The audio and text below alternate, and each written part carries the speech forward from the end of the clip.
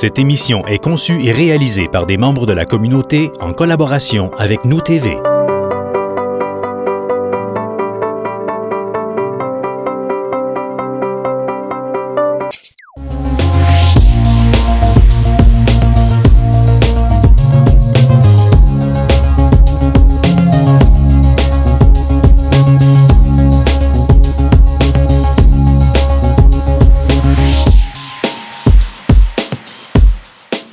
Bonjour, bienvenue à votre capsule financière. Aujourd'hui, on parle des perspectives de l'année 2018 avec notre conseiller en placement, Sylvain Marleau. Bonjour Sylvain. Bonjour Geneviève, bonjour à tous. Geneviève, pose-moi des questions.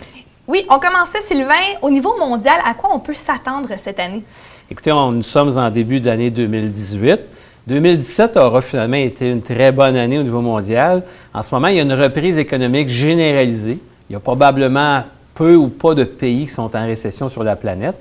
En 2018, écoutez, c'est sûr qu'on peut s'attendre à la continuité de la reprise économique. Entre autres, il y a l'Europe qui a du retard dans cette reprise économique, si on compare l'Europe avec les États-Unis. Alors, en 2018, ça devrait continuer. On sait en ce moment que la Corée du Nord va participer aux Olympiques avec la Corée du Sud. Est-ce qu'il va y avoir une détente au niveau de ce conflit mondial-là? On le souhaite. Il y a aussi l'OPEP, qui est l'Organisation des pays exportateurs de pétrole, qui vont sûrement continuer à essayer de contrôler le prix du baril pour le faire monter. Alors, en somme, l'année 2018 pourrait être une année relativement positive au niveau mondial. Au niveau de l'accord du libre-échange avec les États-Unis, à quoi on peut s'attendre? Bien, au niveau de l'accord de l'ALENA, qu'on appelle l'accord Mexique, États-Unis, Canada, en ce moment, nous sommes en pleine négociation. Et puis, les stratégies de négociation font qu'en ce moment, on ne sait pas où on s'en va là-dedans. Il va y avoir des menaces de retrait, il va y avoir toutes sortes de choses. On sait que le Canada serait très perdant si l'ALENA, l'entente de libre-échange, se finissait. Le Canada serait très perdant. Le Mexique encore plus perdant, mais on sait aussi que les États-Unis seraient perdants. Alors, on peut espérer qu'il va y avoir un dénouement en cours d'année de ce côté-là.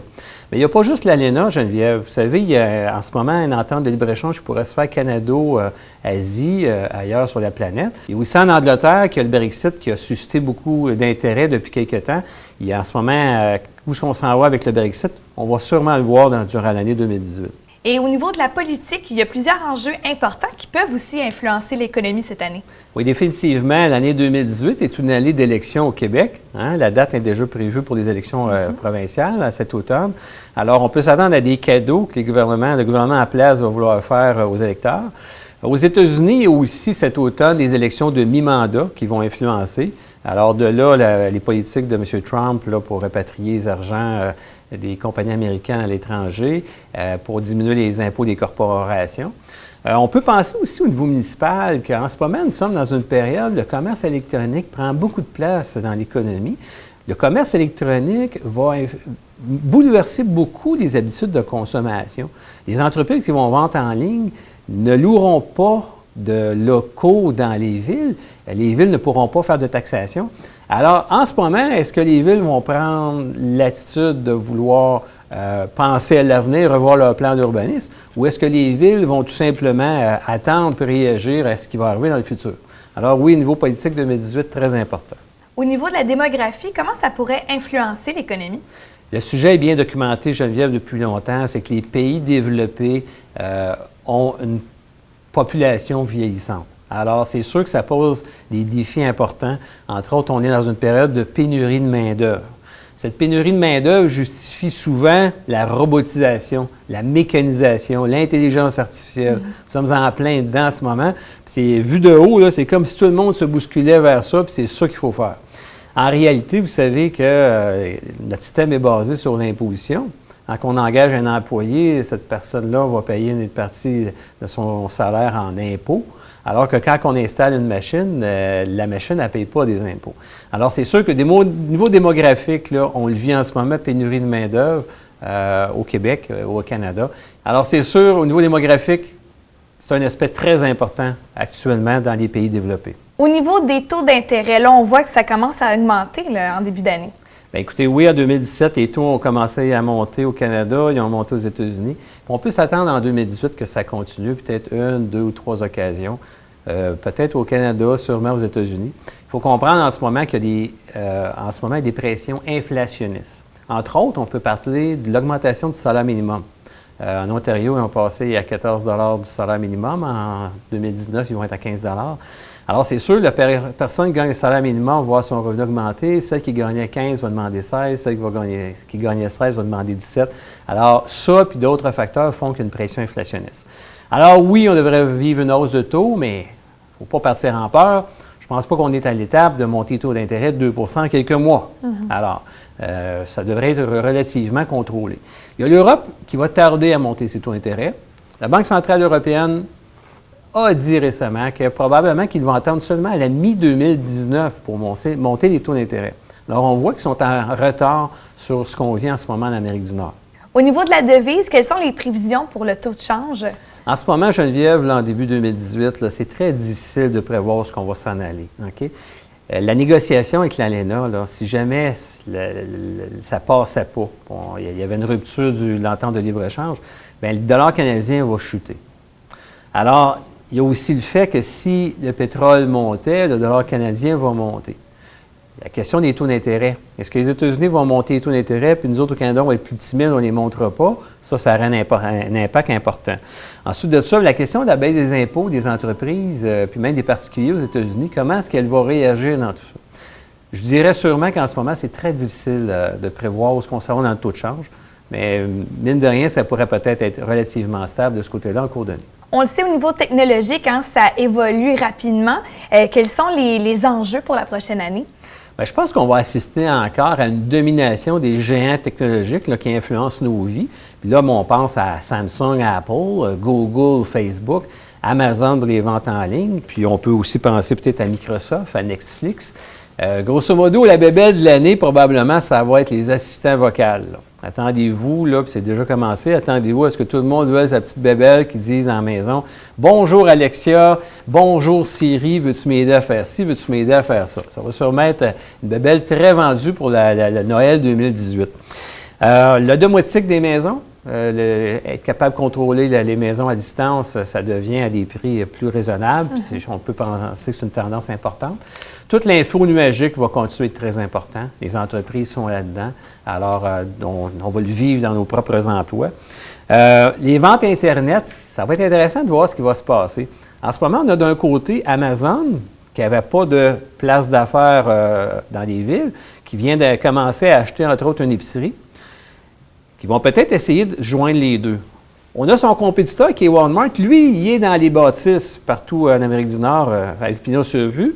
Puis lui, il dépense de façon extraordinaire des milliards de dollars pour faire des ventes en ligne. Alors peut-être la tendance des 5 dernières années, c'est que les deux géants vont s'affronter, et sur le terrain, et dans les ventes en ligne. Au niveau des entreprises, est-ce qu'on peut s'attendre à de bons résultats? Bien, en 2017, nous avons eu des croissances de profits importantes, là. On est sûrement dans une des périodes de l'histoire où les compagnies font le plus de profits qu'on n'a jamais vu. C'est sûr qu'en 2018, il me semble que ça devrait se calmer un peu, mais par contre, il y a des facteurs qui vont être importants. Entre autres, la baisse d'impôts des compagnies aux États-Unis. Entre autres, le fait que les Américains vont permettre à leurs entreprises qui détiennent des centaines de milliards de dollars à l'étranger de rapatrier cet argent aux États-Unis. Alors, tout cet argent-là va être dépensé de quelle façon? Est-ce que les compagnies vont faire des fusions-acquisitions? Est-ce que les compagnies vont donner des dividendes extraordinaires à leurs actionnaires? Est-ce que les compagnies vont dépenser dans l'économie pour créer de la nouvelle production, faire de la recherche et développement? En fait, c'est un peu difficile à prévoir, mais en même temps, la tendance devrait être relativement bonne. Et au niveau des risques, qu'est-ce qui nous guette cette année?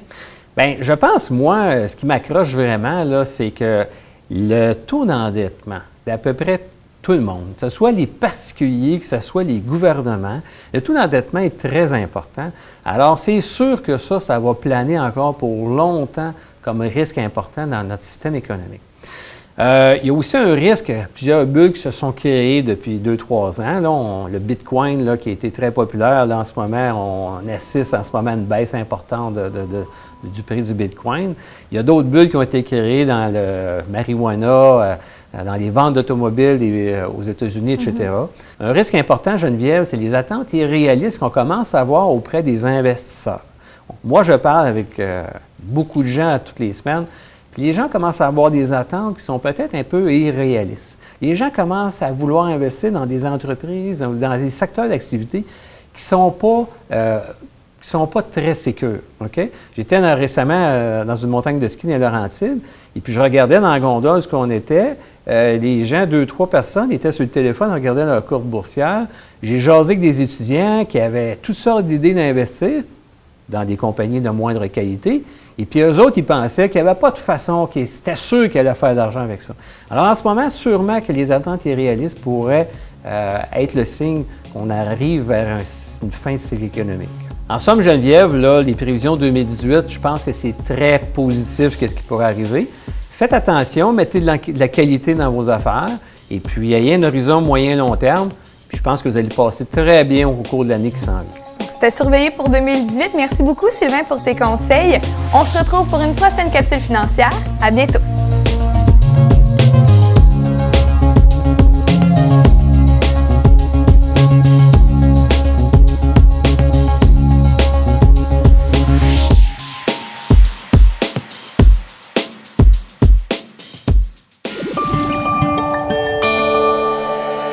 Nous TV, fiers de faire rayonner notre communauté.